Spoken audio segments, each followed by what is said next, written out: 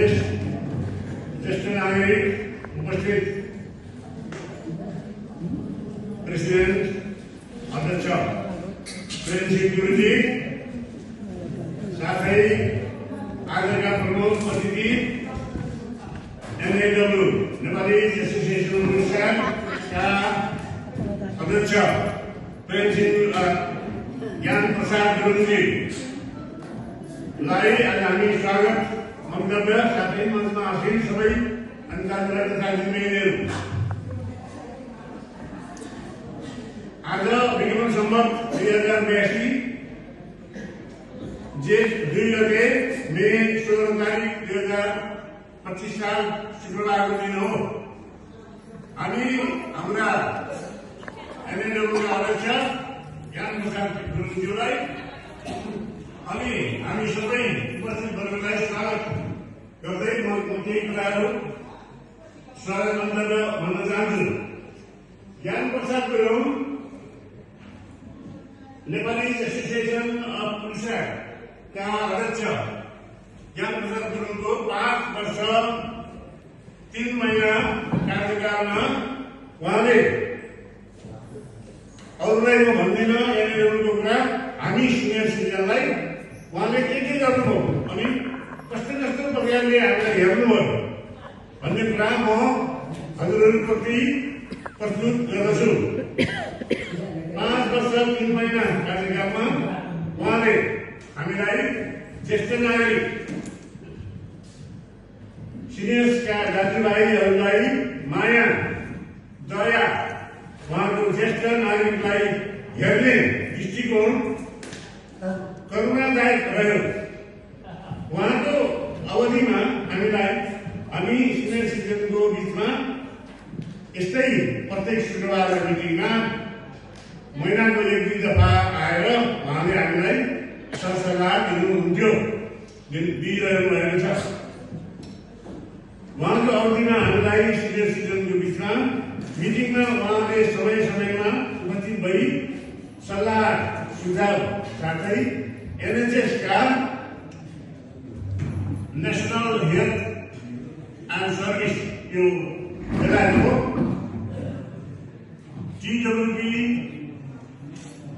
Department of works and pension board of council जस्तै mayor उपमेयरहरू अनि GWG government trust welfare officer जस्तै ज्ञानी गरेलाई पनि यहाँ निम्ति दिनुभयो। उहाँले धेरैजना आउनुभयो, हामीलाई धेरै सुविधा भयो।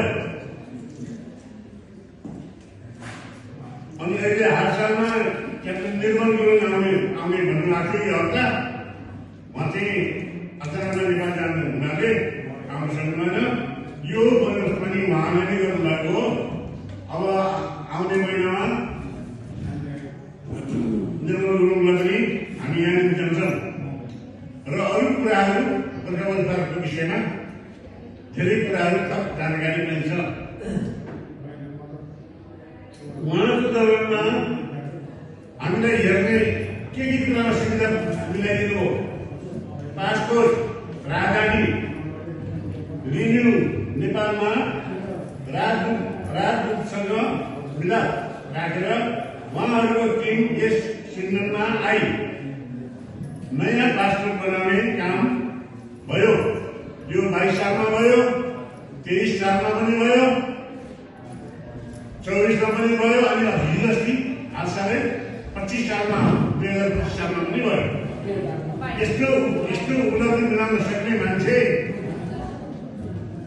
अहिले म पनि यहाँ 10 वर्ष भयो लाग्यो। यसरी हामीलाई सुविधा पिक्चर दिलाउने एनएडब्ल्यूमा मान्छे आउनु आएको थिएन, तर उहाँले हामीलाई यत्रो ठुलो मद्दत गर्नुभयो। पासपोर्ट बनाउन जाँदाखेरि हामीलाई कति पैसा खर्च हुन्थ्यो। हामी यहाँबाट लन्डन जानु पर्थ्यो, जाँदा आउँदा पासपोर्ट कलेक्ट गर्न जाँदा मिलेन भने फेरि फर्केर आएर एउटा ट्रान्सफर फेरि टिपेर जाँदा हामीलाई कस्तो हुन्थ्यो।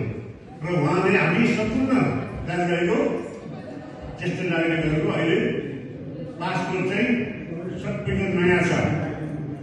तला 180 जना आउनुभयो, एक तला 120 जना आउनुभयो, हिजो अस्ति पनि कति भयो।